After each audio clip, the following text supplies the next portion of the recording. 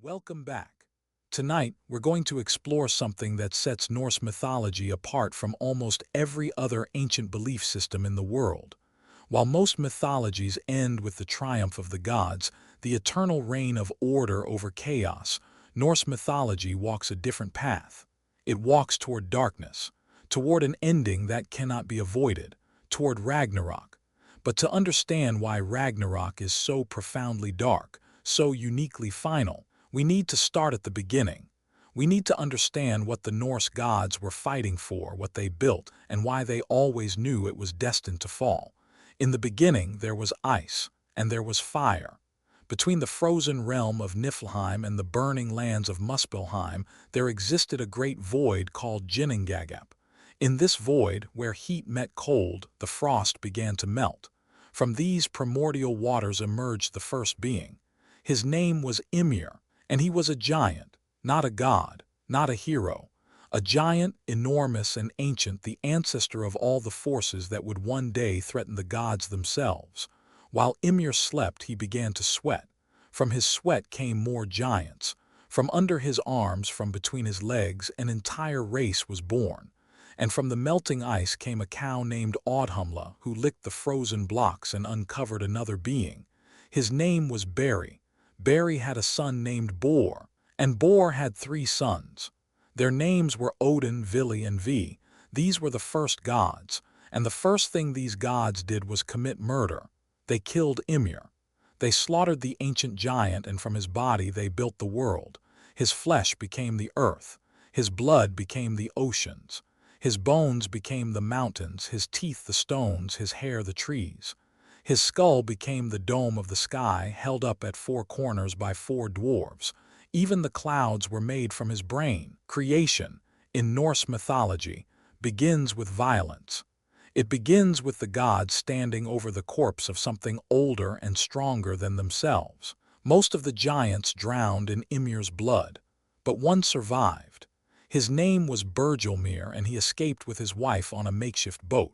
From them, the race of giants continued, and they did not forget what the gods had done. The gods built their world with care.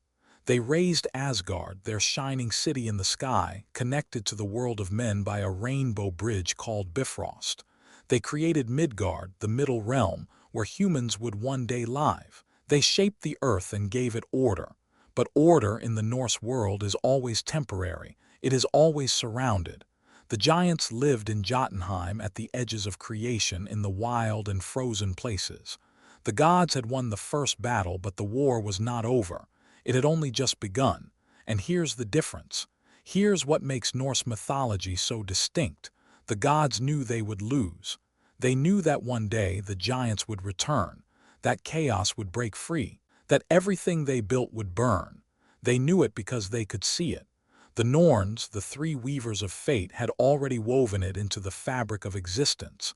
Even Odin, the All-Father, the wisest of all gods, who sacrificed his eye for knowledge and hung himself from the world tree for 9 days and nights to learn the secrets of the runes, even he could not change what was coming.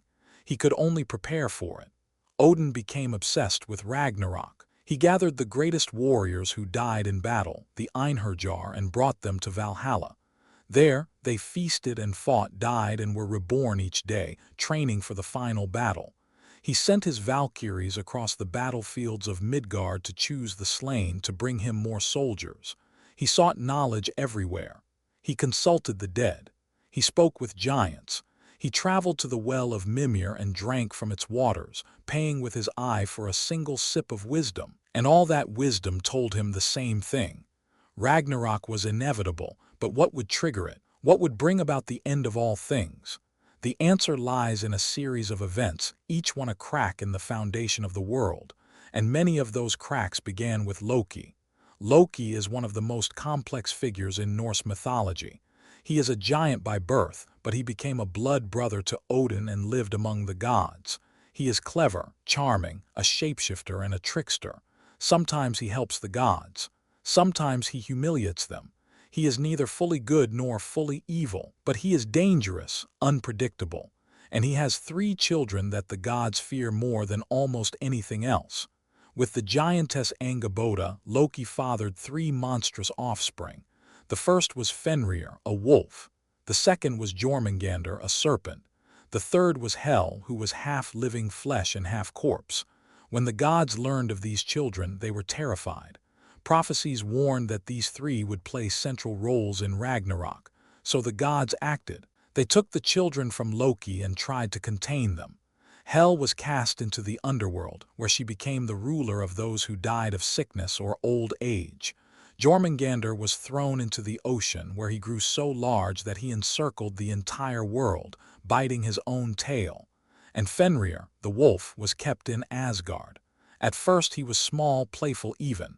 Only the god Tyr was brave enough to feed him. But Fenrir grew, and the gods became afraid.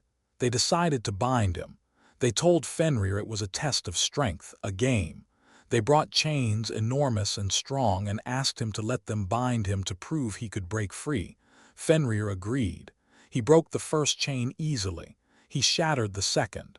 So the gods went to the dwarves, the greatest craftsmen in all the realms, and asked them to forge something that could hold the wolf. The dwarves created Gleipnir, a ribbon that looked soft and delicate but was made from impossible things.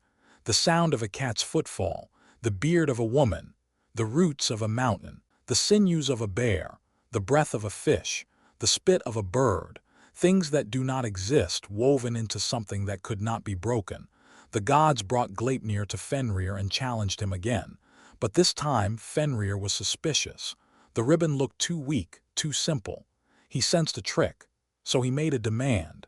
He would allow them to bind him, but only if one of the gods would place their hand in his mouth as a pledge of good faith. If the ribbon was truly just a game, the god would be safe. If it was a trap, Fenrir would bite down. The gods looked at one another. No one moved, except Tyr, the god who had fed Fenrir since he was young. Tyr stepped forward and placed his hand between the wolf's jaws. They bound Fenrir with Gleipnir. He struggled. He thrashed. But the more he fought, the tighter the ribbon became. He could not break free. And when he realized he had been betrayed, he bit down.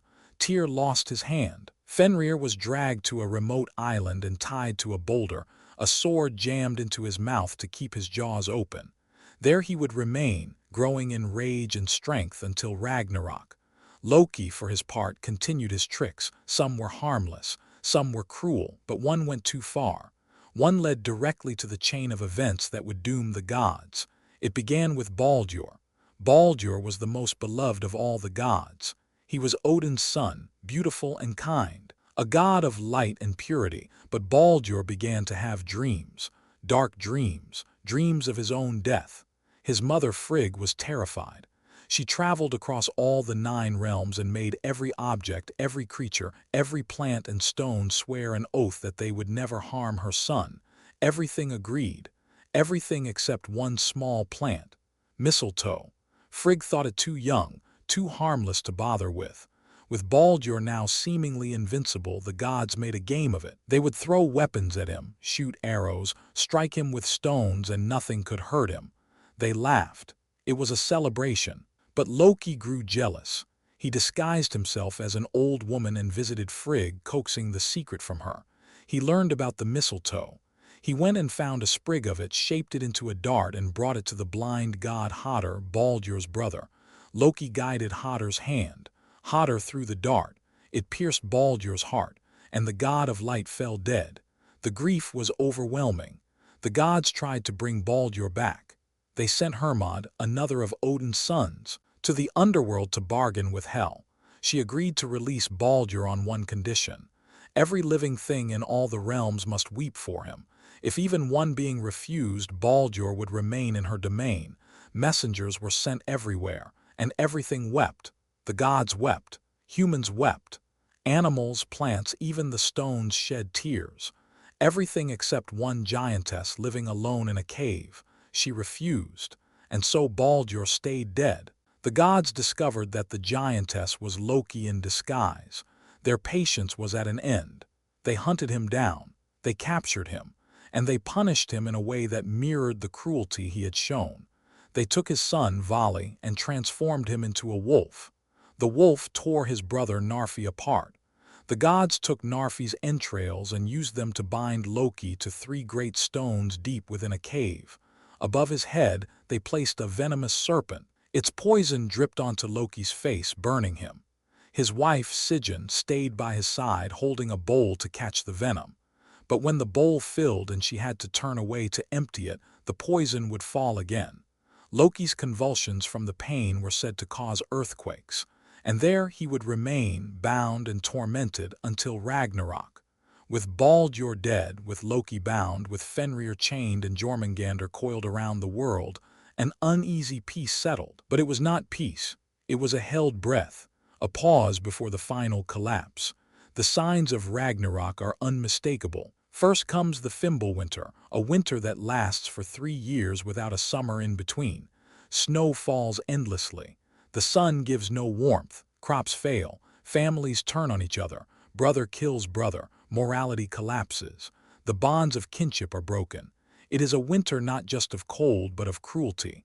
Then the wolves that have chased the sun and moon since the beginning of time finally catch their prey. Skal devours the sun. Hati swallows the moon. The stars vanish. The world is plunged into darkness. The earth begins to shake. Mountains crumble. Trees are torn from the ground, and the bindings break. Fenrir tears free from Gleipnir. Loki rips loose from his chains. Jormungandr rises from the ocean, thrashing onto the land, spewing poison into the air. The seas surge and flood the world. And from the south, from Muspelheim, comes Surtur, the fire giant, leading an army of flame across the Rainbow Bridge. Bifrost shatters under their weight. Heimdall, the watchman of the gods, sounds the Gjallar horn. Its call echoes across all the realms. The gods awaken. The Einherjar rise from Valhalla. Odin mounts his 8-legged horse Sleipnir and leads his forces onto the plain of Vigrid. This is where the final battle will take place. Gods and giants, order and chaos, light and fire. Odin faces Fenrir. The All-Father, the king of gods, battles the wolf he once tried to bind. They fight with all their strength, but prophecy cannot be denied. Fenrir's jaws open wide and swallow Odin whole. The king of Asgard falls, but his son, Vidar, steps forward. He places his boot, made from all the leather scraps ever discarded by cobblers, into Fenrir's lower jaw. He grabs the upper jaw with his hands, and he tears the wolf apart. Thor faces Jormungandr. The god of thunder and the world serpent have been destined to meet since the beginning. They have encountered each other before. Once, Thor nearly pulled the serpent from the ocean while fishing. But now there are no tricks, no escapes. Thor strikes with Mjolnir, his hammer, and crushes the serpent's skull. But as Jormungandr dies, it releases a torrent of venom. Thor takes 9 steps back, and then he falls, poisoned, and dies. Tyr and Garmr, the hound of hell, kill each other. Heimdall and Loki meet and fight to the death, locked in mutual destruction. Freyr, the god of fertility and summer, faces Surtur. But Freyr gave away his sword long ago for the love of a giantess, and now he fights with only an antler. Surtur cuts him down. Then Surtur raises his flaming sword and sets the world on fire. The earth burns. The sky burns. Yggdrasil, the world tree itself, is consumed. The seas boil. The land sinks beneath the waves. Everything the gods built, everything they fought for, is destroyed. The gods are dead. The giants are dead. Almost everything is gone. This is Ragnarok. This is the twilight of the gods. And it is darker than almost any other mythological ending because it is total. There is no last-minute salvation, no divine intervention. The gods knew it was coming and they could not stop it. They fought anyway. Not because they believed they could win, but because fighting was what gave their existence meaning. But here is the part that is often forgotten. The part that makes Ragnarok not just an ending, but something more complex. After the fire, after the flood, after everything is gone, the earth rises again. From beneath the waves, the world emerges, green and fertile. The sun has a daughter and she takes her mother's place in the sky. 2 humans, Lif and Lifthrasir, survive by hiding in the branches of Yggdrasil. They emerge and repopulate the earth. A few gods survive as well, Vidar and Vali, sons of Odin. Modi and Magni, sons of Thor, who inherit their father's hammer. Hodder and Baldur return from the realm of the dead, reconciled. They gather in the ruins of Asgard and find the golden chess pieces the gods once played with. They sit together and remember. The world continues. Not the same world, not the same gods, but something survives, something begins again. So why is this the darkest ending in mythology? Because it is honest. The Norse people who told these stories lived in a harsh world. They knew that winter could kill, that the sea could swallow you, that strength and courage were not always enough. They did not believe that goodness guaranteed victory. They believed that everything ends, that even the gods were mortal, that fate was real and inescapable. But they also believed that what mattered was how you faced that fate. The gods of Asgard knew they would fall. They knew Ragnarok was coming, and they fought anyway. Not because they were guaranteed to win, but because the fight itself was noble. Because protecting what you love, standing with your kin, facing the darkness with courage, those things have meaning even in the face of inevitable defeat. Ragnarok is dark because it does not lie. It does not promise you a happy ending. It does not tell you that the good will always triumph or that justice will always prevail. It tells you that everything you build will one day crumble, that everyone you love will one day be gone, that even gods die. But it also tells you that this does not make life meaningless, that beauty and bravery and love matter precisely because they are temporary, that the fight is worth it, even if you know you will lose, and maybe, just maybe, something will survive, some small spark, some new beginning. The world will rise again, not unchanged, not without scars, but it will rise. And that in its own way is a kind of hope, a cold hope, a northern hope, but hope nonetheless. Thank you for joining me tonight. Rest well, and remember that even in the darkest myths, dawn eventually comes.